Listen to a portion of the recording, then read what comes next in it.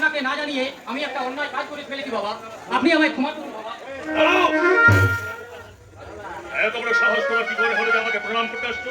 তুমি কি ভুলে গেছো এই রামকৃষ্ণ ব্যানার্জি জীবনে কোনোদিন রাত্রি জব না করে জলস্পর্শ করে না, আর তারই ছেলে হয়ে তুমি একটা ছোট জাতের মেয়েকে ভালোবেসে বা স্বেচ্ছায় আমি এই বিয়ে করিনি বাবা। লগ্নভ্রষ্টা একটা মেয়েকে মৃত্যুর হাত থেকে বাঁচাতেই আমি এই বিয়ে করতে বাধ্য হয়েছি। হ্যাঁ বাবা, আপনার ছেলের কোনো দোষ নেই, সব দোষ আমার এই বড় অনিষ্টের বাবা। আমি বিশ্বাস করুন, বর পক্ষ যখন উপযুক্ত বর পান আর গয়না না পেয়ে বরকে তুলে নিয়ে চলে গেল, তখন আমার সামনে মৃত্যু ছাড়া যে আর কোনো পথ ছিল না বাবা। তাই তো আপনার ছেলে হঠাৎ দেবদূতের মতো হাজির হয়ে আমাকে সেই মৃত্যুর পথ থেকে বাঁচাতে। এই বিয়ে করে আমি আপনার শিক্ষার মর্যাদা রেখেছি বাবা, কারণ আমি আপনার কাছেই তো শিখেছি বিপদ থেকে মানুষকে রক্ষা করাই হলো শ্রেষ্ঠ ধর্ম। তোমার ওখানে কথা হয় না।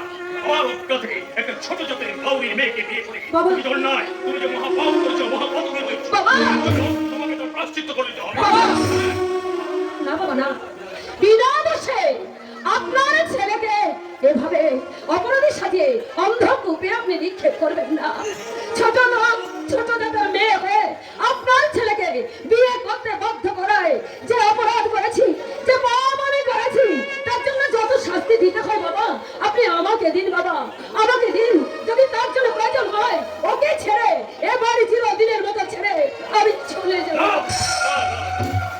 ওগুলি নারায়ণ শাস্ত্রীকে ও যখন তোমাকে বিয়ে করেছে তখন ও হচ্ছে তুমি হচ্ছে ওর ধর্মপত্নী।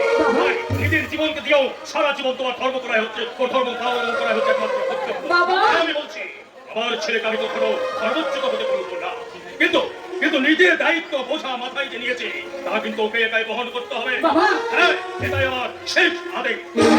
আমার অজ্ঞাতে, আমার শিক্ষার অমর্যাদা করে, আমার কুলদেবতা এবং রাধামাধবকে অবহেলা করে তুমি হয়তো মহাপাতকী, নরকগামী।